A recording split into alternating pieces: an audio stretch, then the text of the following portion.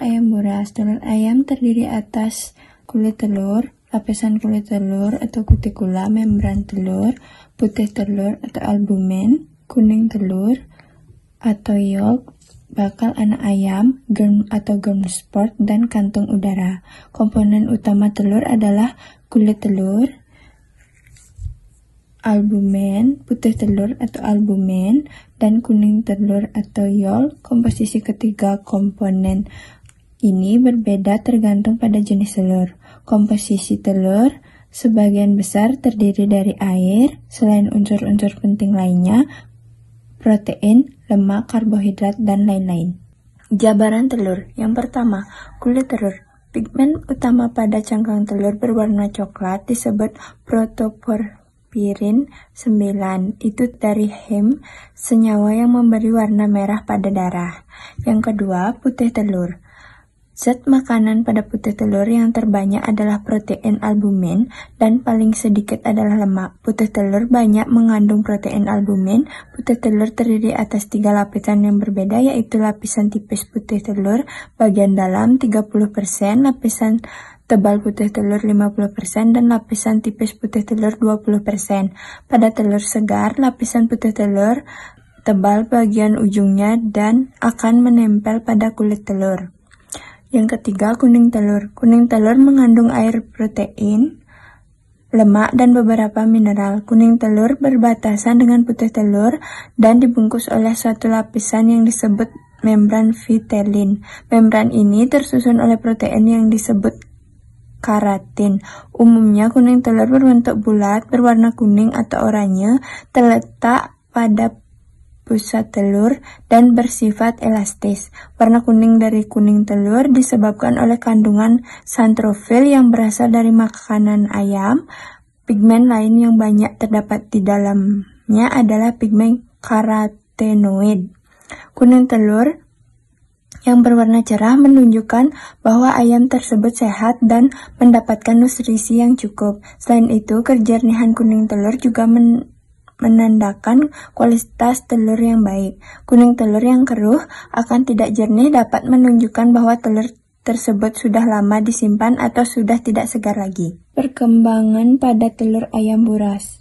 Pada jurnal pertumbuhan embrio ayam buras umur 18 hari, hasil induksi asam amino L-argin ke dalam telur selama masa inkubasi in vivo Fendling dikatakan, yaitu perkembangan embrio ayam terdiri di luar tubuh induknya. Selama berkembang, embrio memperoleh makanan dan perlindungan yang dari telur berupa kuning telur, albumen, dan gerbang telur. Dalam perkembangannya, embrio dibantu oleh kantung kuning telur, anion, dan allantois. Kantung kuning telur yang dindingnya dapat menghasilkan enzim.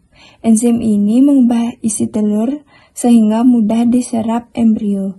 Amonium berfungsi sebagai bantal, sedangkan allantois berfungsi sebagai pembawa oksigen embrio, menyerap zat makanan dari embrio, mengambil yang sisa-sisa pencernaan terdapat dalam ginjal dan menyimpannya dalam allantois, serta membantu allantois membantu mencerna albumin.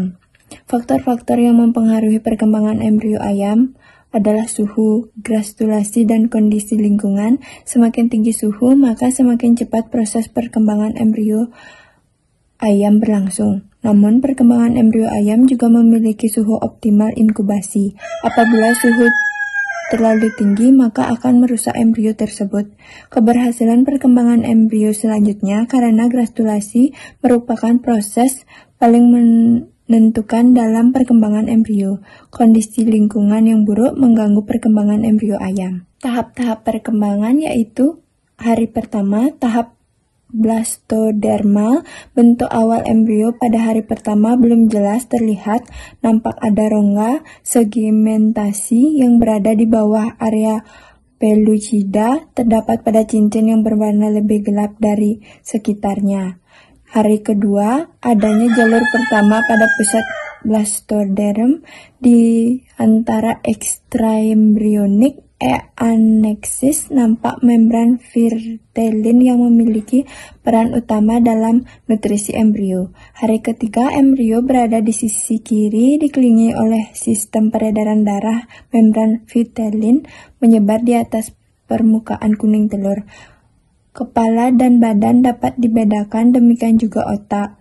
Nampak juga struktur jantung yang mulai berdenyut. Hari keempat, perkembangan rongga amniotik yang akan mengelilingi embrio yang berisikan cairan amniotik berfungsi untuk melindungi embrio dan membolehkan embrio bergerak. Nampak gelembung allantois yang berperan utama dalam penyerapan kalsium, pernapasan, dan tempat penyimpanan sisa-sisa. Pada hari kelima, peningkatan ukuran embrio berbentuk huruf C, kepala bergerak mendekati ekor, terjadi perkembangan sayap. Pada hari ke-6, membran vitelin terus berkembang dan mengelilingi lebih dari 10 kuning telur. Visura ada di antara jari ke-1, kedua, dan ketiga dari anggota badan bagian atas dan antara jari kedua dan ketiga anggota badan bagian bawah. Jari kedua lebih panjang dari jari lain. Hari ke-7, cairan yang makin mengencer di bagian leher nampak jelas memisahkan kepala dan badannya. Terjadi pembentukan paruh. Otak nampak ada di daerah kepala yang lebih kecil ukurannya dibandingkan dengan embrio. Hari ke-8, membran vitelin menyelimuti atau menutupi hampir seluruh kuning telur. Pigmentasi pada mata mulai nampak, bagian paruh atas dan bawah mulai terpisah. Demikian juga dengan sayap dan kaki, leher merenggang, dan otak telah berada di dalam rongga kepala. Terjadi pembentukan indera pendengar bagian luar.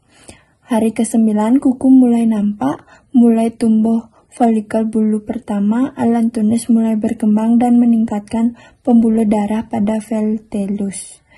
Hari ke-10, lubang hidung masih sempit, terjadi pertumbuhan kelopak mata, perluasan bagian distal anggota badan, membran vitelin mengelilingi kuning telur dan dengan sempurna. Folikel bulu mulai menutupi bagian bawah anggota badan. Patuk paruh mulai nampak. Hari ke-11, lubang palpebral memiliki bentuk elips yang cenderung menjadi encer. Allantois mencapai ukuran maksimal, sedangkan vitellus makin menyusut. Embrio sudah nampak seperti anak ayam.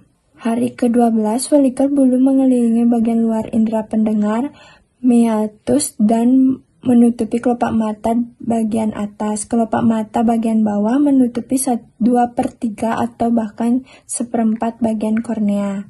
Hari ke-13, allantois menyusut menjadi membran chorioallantois. Kuku dan kaki mulai nampak jelas. Bulu-bulu halus hari ke-14 hampir menutupi seluruh tubuh dan berkembang dengan cepat. Hari ke-15 dan 16 beberapa morfologi embrio berubah. Anak ayam dan bulu halus terus berkembang. Vitellus menyusut cepat, putih telur mulai menghilang, kepala bergerak ke arah belakang telur, posisi pimping di bawah sayap kanan. Hari ke-17 sistem ginjal dari embrio mulai memproduksi uratus atau garam dari asam urat. Paruh yang berada di bagian bawah sayap kanan menuju rongga udara atau yang ada di dalam telur. Putih telur telah terserap semua. Hari ke-18, permulaan internalisasi vitelin. Terjadi pengurangan cairan amniotik. Pada umur ini dilakukan transfer dari mesin setter atau inkubator. Hari ke-19, penyerapan vitelin secara cepat. Paruh mulai mematuk selaput atau membran kerbang bagian dalam. Hari ke-20, vitellus terserap semua, menutup pusar atau umbikus anak ayam, menembus selaput gerbang telur bagian dalam, dan bernafas pada rongga udara. Pertukaran gas terjadi melalui gerbang telur. Anak ayam siap menetas dan mulai memecah gerbang telur. Hari ke-21 yang terakhir, yaitu anak ayam menggunakan sayap sebagai pemandu dan kakinya memutar balik paruh memecah gerbang dengan cara sirkular. Anak ayam mulai melepaskan diri dari gerbang telur dalam waktu 12-18 jam dan membiarkan bulunya menjadi kering. Perkembangan embrio ayam buras, dan ayam pada umumnya, pada hari ke-18 embrio sudah tampak jelas, seperti ayam mempersiapkan diri akan menetas, jari kaki, sayap, dan bulunya berkembang dengan baik.